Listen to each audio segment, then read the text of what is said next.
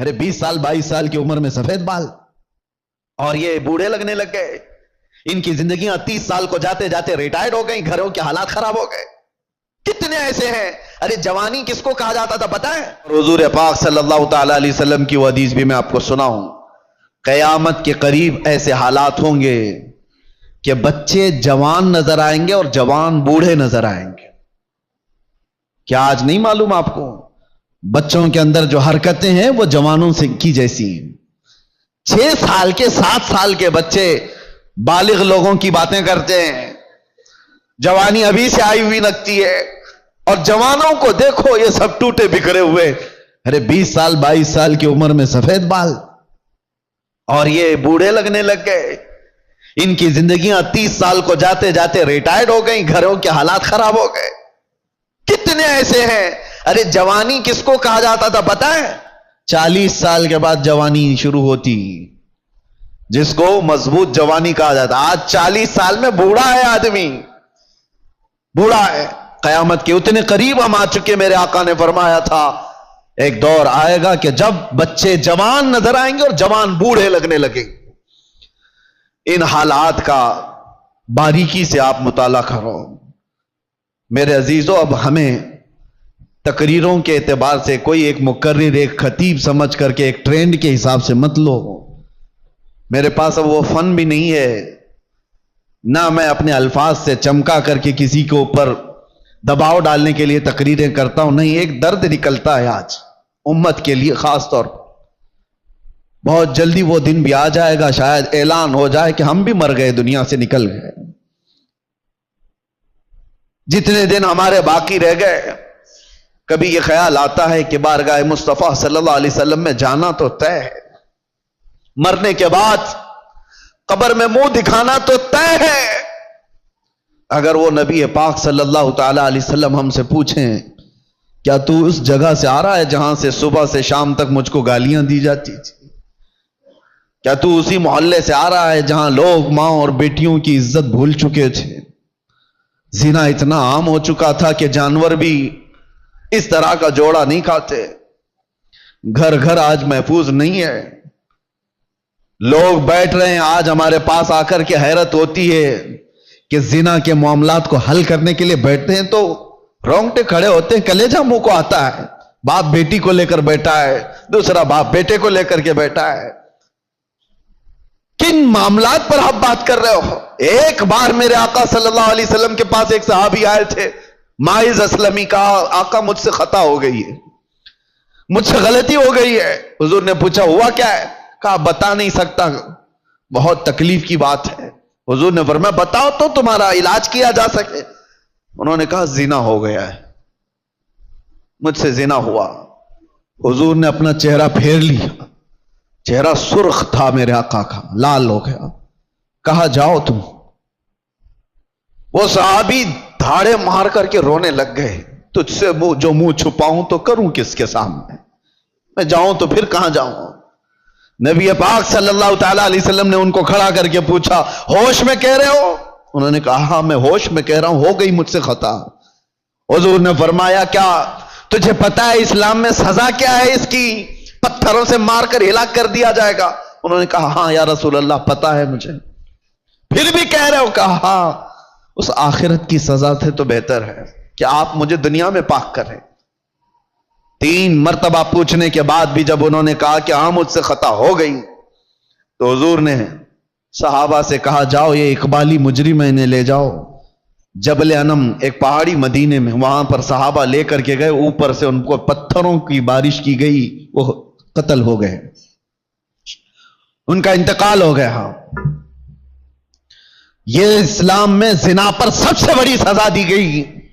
وہ صحابی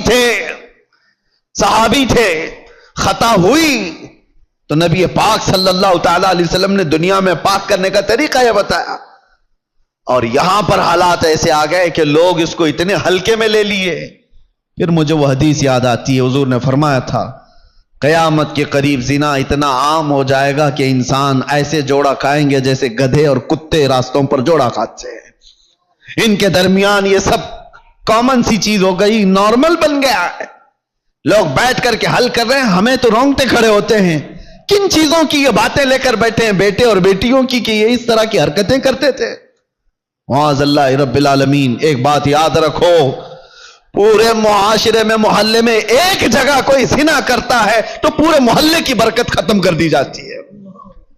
नासूर है वो, कैंसर की तरह, कैंसर की फोड़ी जिस तरह पूरे जिस्म में जहर पैदा करती है, एक बेहयाई और बदकारी वाला नौजवान पूरे मुआशरे के अंदर वो नासूर बनकर जहर फैलाता है। तुम्हारी बेटियों तक भी वो हरकतें आएंगी, तुम्हारे बेटे भी महफूज नहीं रहेंगे। इसलिए जिम्मेदारियों का एहसास सारे लोग मिलकर के करें, एक आदमी नहीं। ये बेचारा खतीब कब तक यहां से पुकारेगा, एक कोई मुबल्लिग कब तक इस्लाह करेगा, हर एक की जिम्मेदारी है। आज गलती किसकी है पता है? पूरे मोहल्ले में 5% या 10% जुआरी होते हैं, 5% से भी कम होते हैं जुआरी और सूदखोर या शराबी या जानी। अक्सरियत तो अच्छे लोगों की होती है, लेकिन वो अच्छे लोग इतने भयानक होते हैं, याद रखना। इन 5 को जिन्होंने खुली छूट दी थी, ये 95 लोगों की भी वही सजा होगी जो उस जुआरी की सजा होगी, क्योंकि माशरे को बर्बाद करने में उन 5 लोगों का हाथ कम था, खामोश रहने वालों का हाथ ज्यादा था। ये सपोर्टर थे, गुनाह देख करके हंसते हुए चले जाते थे, मेरे घर में थोड़ी ना हो रहा है, फलां का बच्चा बिगड़ा हुआ है, मैं तो संभाल लूंगा अपना घर। मियां आग लगी है, तुम क्या संभाल लोगे? तुम्हारे भी घर के दरवाजे लकड़ी के हैं, तुम्हारे भी घर की खिड़कियां लकड़ी की हैं। वो आग के शोले जब निकल करके आएंगे तुम्हारे दरवाजे भी जलाएंगे। यही हाल है आज हमारे घरों में। तुम्हारी बेटियां भी हैं या नहीं? तुम्हारे अपने बेटे हैं या नहीं? दूसरे का बेटा बिगड़ गया, दूसरे की बेटी बिगड़ गई तो आप हंसकर तमाशा देख रहे हो कि फलां नशा कर रहा है। पहले हाल ये थे कि हमारी जमात के लोग कहीं बैठे होते थे तो आवारा लोग उनके सामने से गुजरने में भी डरते थे, गुजरने में उन्हें डर लगता था कि बड़े लोग बैठे हुए हैं। आज वो वकार खत्म क्यों होता गया? अपनी जिम्मेदारी का एहसास जब बंदा खत्म कर लेता है तो इकबाल ने बहुत पहले कहा था, कुव्वते फिक्रो अमल पहले फना हो जाती है, तब किसी कौम की शौकत पे सवाल आता है। सोचने समझने की सलाहियत पहले ये खत्म हो जाती है, तब जाकर के कौम के अंदर बदकारियां फैल जाती हैं, ये ज़बू हाली का शिकार होती है। आज कौम के अंदर जो मामलात है, हम गिरे हुए इसलिए हैं कि हम अपनी जिम्मेदारियां नहीं संभालना चाहते। अब जाहिर सी बात है, एक आदमी बोलेगा तो इसको पकड़ करके ले जाएंगे, बंद कर देंगे, दूसरा उठेगा उसको पकड़कर बंद करेंगे और सारे लोग तमाशा देखते रहेंगे। ये सोचेंगे नहीं, ये नहीं करना है, बोलना नहीं है। मैं समझता हूं इस तरह की बुज़दिली से तुम कितने साल जी सकते हो, चुप चुप रह करके, बुराइयों के बारे में नहीं बोलोगे, कंप्रोमाइज करके जियोगे, कब तक रहोगे? मौत तो आनी है, तो जब मरना ही है तो गीदड़ की 100 साला जिंदगी से शेर की एक दिन की जिंदगी बेहतर है।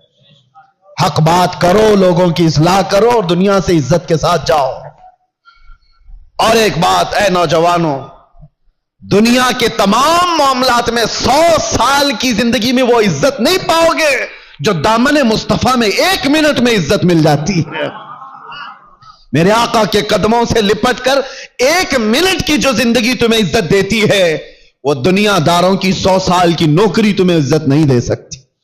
इसीलिए मेरे मुर्शिद ने फरमाया था, बुल हवा सुन, सीमो जर की बंदगी अच्छी नहीं, उनके दर की भीख अच्छी, सरवरी अच्छी नहीं।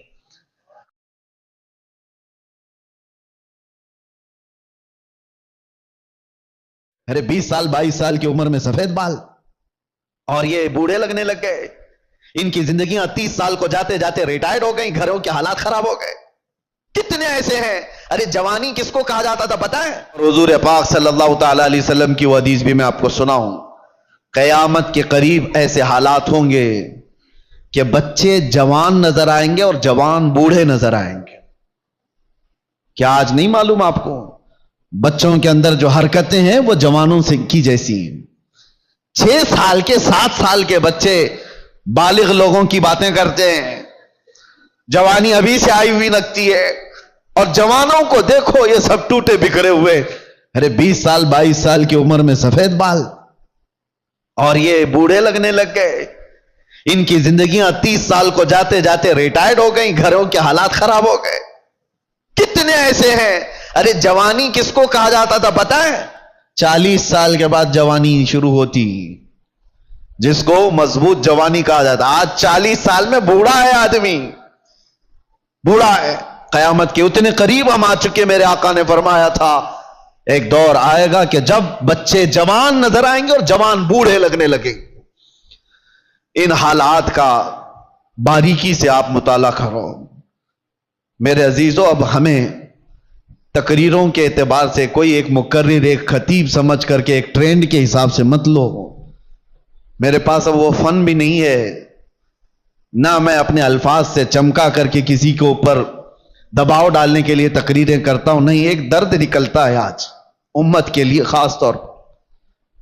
بہت جلدی وہ دن بھی آ جائے گا، شاید اعلان ہو جائے کہ ہم بھی مر گئے، دنیا سے نکل گئے.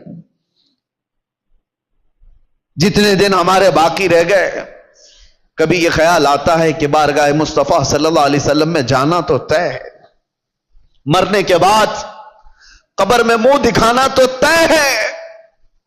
اگر وہ نبی پاک صلی اللہ تعالی علیہ وسلم ہم سے پوچھیں کیا تو اس جگہ سے آ رہا ہے جہاں سے صبح سے شام تک مجھ کو گالیاں دی جاتی تھی؟ کیا تو اسی محلے سے آ رہا ہے جہاں لوگ ماں اور بیٹیوں کی عزت بھول چکے تھے؟ زنا اتنا عام ہو چکا تھا کہ جانور بھی اس طرح کا جوڑا نہیں کھاتے. گھر گھر آج محفوظ نہیں ہے. لوگ بیٹھ رہے ہیں آج ہمارے پاس آ کر کے حیرت ہوتی ہے کہ زنا کے معاملات کو حل کرنے کے لیے بیٹھتے ہیں تو رونگٹے کھڑے ہوتے ہیں، کلیجہ منہ کو آتا ہے. باپ بیٹی کو لے کر بیٹھا ہے، دوسرا باپ بیٹے کو لے کر کے بیٹھا ہے. کن معاملات پر آپ بات کر رہے ہو؟ ایک بار میرے آقا صلی اللہ علیہ وسلم کے پاس ایک صحابی آئے تھے، ماعز اسلمی، کہا آقا مجھ سے خطا ہو گئی ہے، مجھ سے غلطی ہو گئی ہے. حضور نے پوچھا ہوا کیا ہے؟ کہا بتا نہیں سکتا، بہت تکلیف کی بات ہے. حضور نے فرمایا بتاؤ تو تمہارا علاج کیا جا سکے. انہوں نے کہا زنا ہو گیا ہے، مجھ سے زنا ہوا. حضور نے اپنا چہرہ پھیر لیا، چہرہ سرخ تھا میرے آقا کا، لال ہو گیا. کہا جاؤ تم. وہ صحابی دھاڑے مار کر کے رونے لگ گئے. تجھ سے جو منہ چھپاؤں تو کروں کس کے سامنے؟ میں جاؤں تو پھر کہاں جاؤں؟ نبی پاک صلی اللہ تعالی علیہ وسلم نے ان کو کھڑا کر کے پوچھا ہوش میں کہہ رہے ہو؟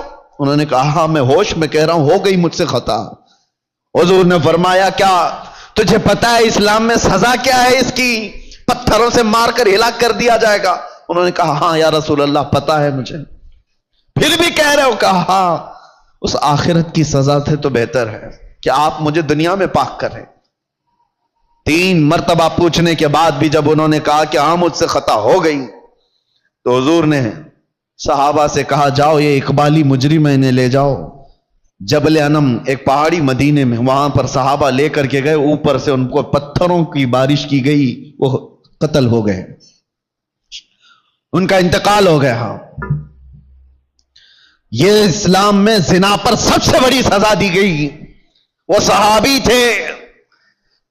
تھے، خطا ہوئی تو نبی پاک صلی اللہ تعالی علیہ وسلم نے دنیا میں پاک کرنے کا طریقہ یہ بتایا.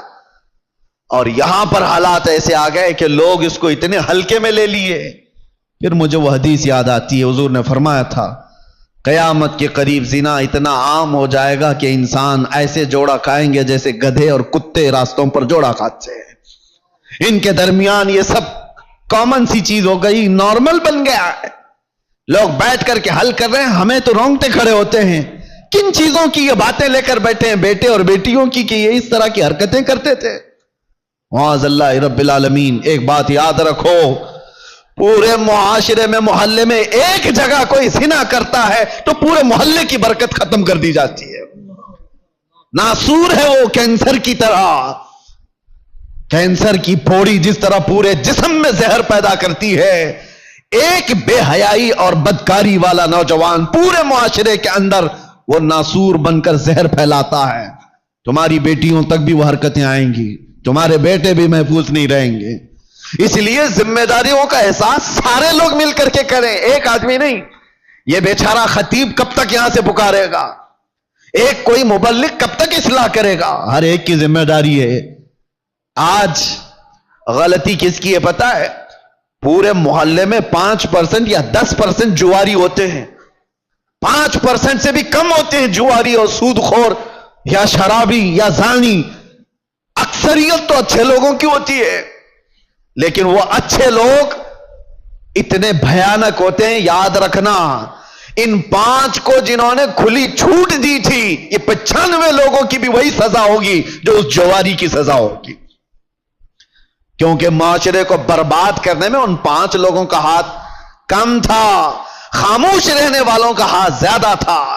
یہ سپورٹر تھے، گناہ دیکھ کر کے ہنستے ہوئے چلے جاتے تھے، میرے گھر میں تھوڑی نہ ہو رہا ہے، فلاں کا بچہ بگڑا ہوا ہے، میں تو سنبھال لوں گا اپنا گھر۔ میاں آگ لگی ہے، تم کیا سنبھال لو گے؟ تمہارے بھی گھر کے دروازے لکڑی کے ہیں، تمہارے بھی گھر کی کھڑکیاں لکڑی کی ہیں، وہ آگ کے شعلے جب نکل کر کے آئیں گے تمہارے دروازے بھی جلائیں گے۔ یہی حال ہے آج ہمارے گھروں میں۔ تمہاری بیٹیاں بھی ہیں یا نہیں؟ تمہارے اپنے بیٹے ہیں یا نہیں؟ دوسرے کا بیٹا بگڑ گیا، دوسرے کی بیٹی بگڑ گئی تو آپ ہنس کر تماشا دیکھ رہے ہو کہ فلاں نشہ کر رہا ہے۔ پہلے حال یہ تھے کہ ہماری جماعت کے لوگ کہیں بیٹھے ہوتے تھے تو آوارہ لوگ ان کے سامنے سے گزرنے میں بھی ڈرتے تھے، گزرنے میں انہیں ڈر لگتا تھا کہ بڑے لوگ بیٹھے ہوئے ہیں۔ آج وہ وقار ختم کیوں ہوتا گیا؟ اپنی ذمہ داری کا احساس جب بندہ ختم کر لیتا ہے تو اقبال نے یہ بہت پہلے کہا تھا، قوت فکر و عمل پہلے فنا ہو جاتی ہے تب کسی قوم کی شوکت پہ زوال آتا ہے۔ سوچنے سمجھنے کی صلاحیت پہلے یہ ختم ہو جاتی ہے تب جا کر کے قوم کے اندر بدکاریاں پھیل جاتی ہیں، یہ زبوں حالی کا شکار ہوتی ہے۔ آج قوم کے اندر جو معاملات ہیں، ہم گرے ہوئے اس لیے ہیں کہ ہم اپنی ذمہ داریاں نہیں سنبھالنا چاہتے۔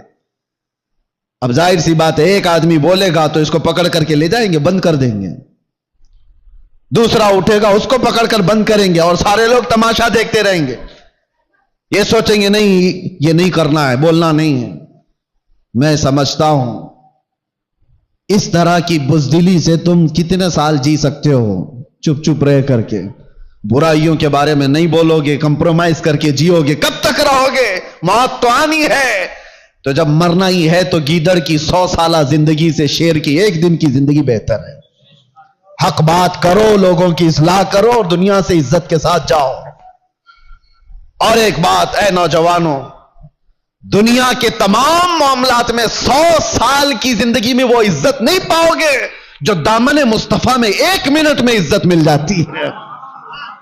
میرے آقا کے قدموں سے لپٹ کر 1 منٹ کی جو زندگی تمہیں عزت دیتی ہے، وہ دنیا داروں کی 100 سال کی نوکری تمہیں عزت نہیں دے سکتی۔ اسی لیے میرے مرشد نے فرمایا تھا، بل ہوا سن، سیم و زر کی بندگی اچھی نہیں، ان کے در کی بھیک اچھی، سروری اچھی نہیں۔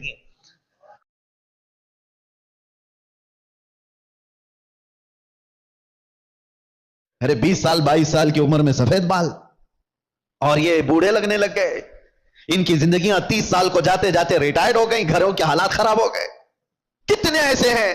ارے جوانی کس کو کہا جاتا تھا پتہ ہے؟ حضور پاک صلی اللہ تعالی علیہ وسلم کی وہ حدیث بھی میں آپ کو سناؤں، قیامت کے قریب ایسے حالات ہوں گے کہ بچے جوان نظر آئیں گے اور جوان بوڑھے نظر آئیں گے۔ کیا آج نہیں معلوم آپ کو؟ بچوں کے اندر جو حرکتیں ہیں وہ جوانوں سے کی جیسی ہیں۔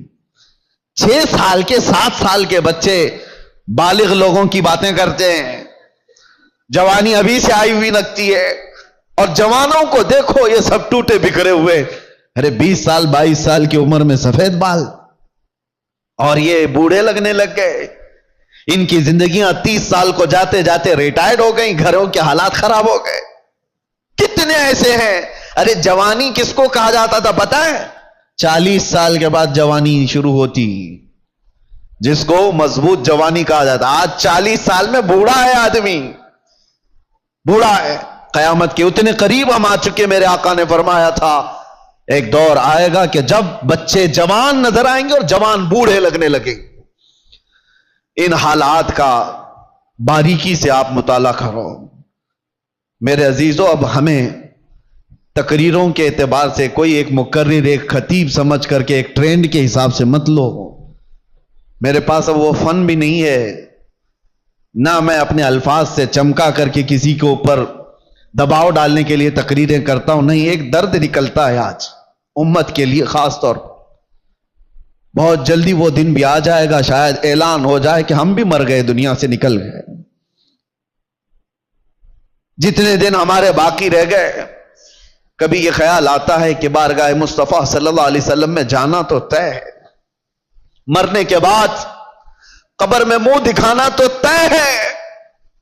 اگر وہ نبی پاک صلی اللہ تعالی علیہ وسلم ہم سے پوچھیں کیا تو اس جگہ سے آ رہا ہے جہاں سے صبح سے شام تک مجھ کو گالیاں دی جاتی تھی؟ کیا تو اسی محلے سے آ رہا ہے جہاں لوگ ماں اور بیٹیوں کی عزت بھول چکے تھے؟ زنا اتنا عام ہو چکا تھا کہ جانور بھی اس طرح کا جوڑا نہیں کھاتے. گھر گھر آج محفوظ نہیں ہے. لوگ بیٹھ رہے ہیں آج ہمارے پاس آ کر کے حیرت ہوتی ہے کہ زنا کے معاملات کو حل کرنے کے لیے بیٹھتے ہیں تو رونگٹے کھڑے ہوتے ہیں، کلیجہ منہ کو آتا ہے. باپ بیٹی کو لے کر بیٹھا ہے، دوسرا باپ بیٹے کو لے کر کے بیٹھا ہے. کن معاملات پر آپ بات کر رہے ہو؟ ایک بار میرے آقا صلی اللہ علیہ وسلم کے پاس ایک صحابی آئے تھے، ماعز اسلمی، کہا آقا مجھ سے خطا ہو گئی ہے، مجھ سے غلطی ہو گئی ہے. حضور نے پوچھا ہوا کیا ہے؟ کہا بتا نہیں سکتا، بہت تکلیف کی بات ہے. حضور نے فرمایا بتاؤ تو تمہارا علاج کیا جا سکے. انہوں نے کہا زنا ہو گیا ہے، مجھ سے زنا ہوا. حضور نے اپنا چہرہ پھیر لیا، چہرہ سرخ تھا میرے آقا کا، لال ہو گیا. کہا جاؤ تم. وہ صحابی دھاڑے مار کر کے رونے لگ گئے. تجھ سے جو منہ چھپاؤں تو کروں کس کے سامنے؟ میں جاؤں تو پھر کہاں جاؤں؟ نبی پاک صلی اللہ تعالی علیہ وسلم نے ان کو کھڑا کر کے پوچھا ہوش میں کہہ رہے ہو؟ انہوں نے کہا ہاں میں ہوش میں کہہ رہا ہوں، ہو گئی مجھ سے خطا. حضور نے فرمایا کیا تجھے پتا ہے اسلام میں سزا کیا ہے اس کی؟ پتھروں سے مار کر ہلاک کر دیا جائے گا. انہوں نے کہا ہاں یا رسول اللہ پتا ہے مجھے. پھر بھی کہہ رہے ہو؟ کہا ہاں، اس آخرت کی سزا سے تو بہتر ہے کہ آپ مجھے دنیا میں پاک کریں.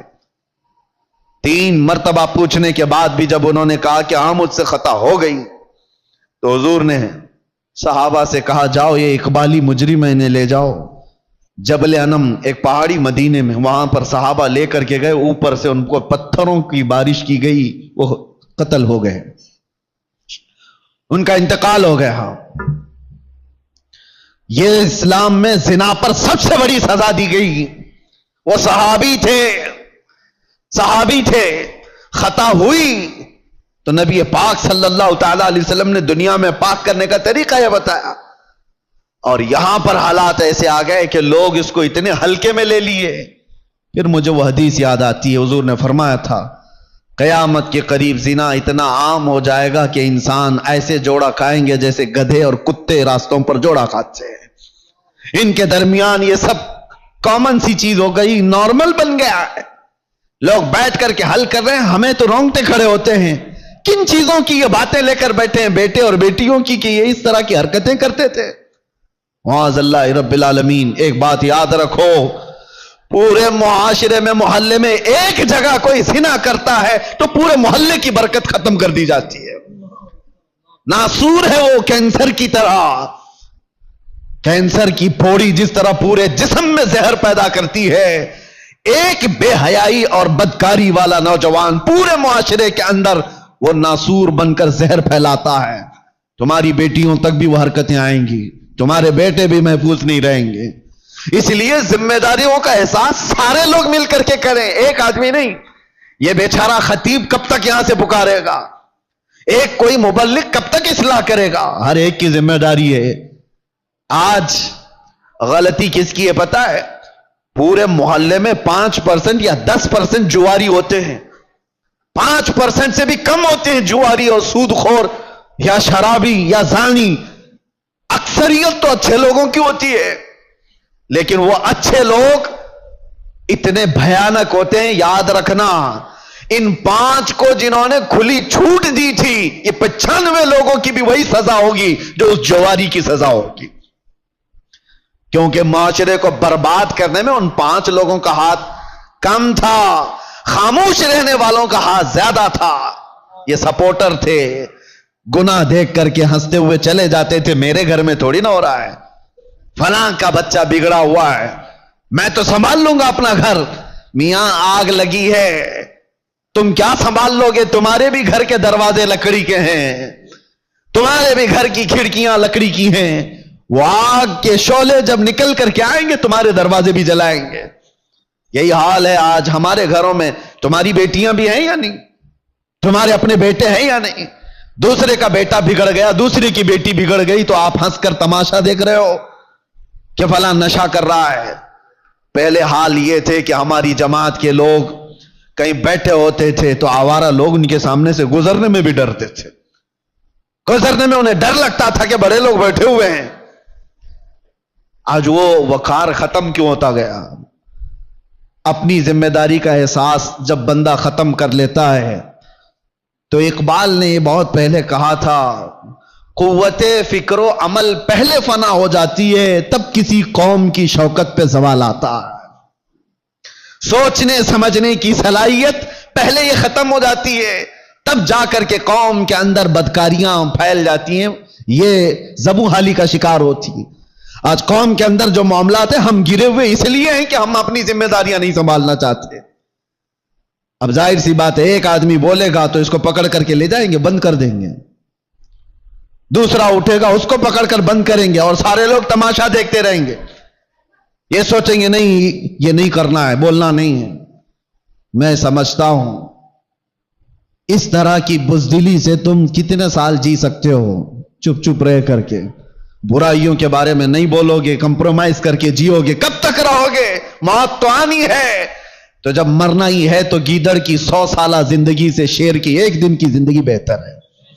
حق بات کرو, لوگوں کی اصلاح کرو اور دنیا سے عزت کے ساتھ جاؤ. اور ایک بات اے نوجوانوں, دنیا کے تمام معاملات میں 100 سال کی زندگی میں وہ عزت نہیں پاؤ گے جو دامن مصطفیٰ میں 1 منٹ میں عزت مل جاتی ہے. میرے آقا کے قدموں سے لپٹ کر 1 منٹ کی جو زندگی تمہیں عزت دیتی ہے وہ دنیا داروں کی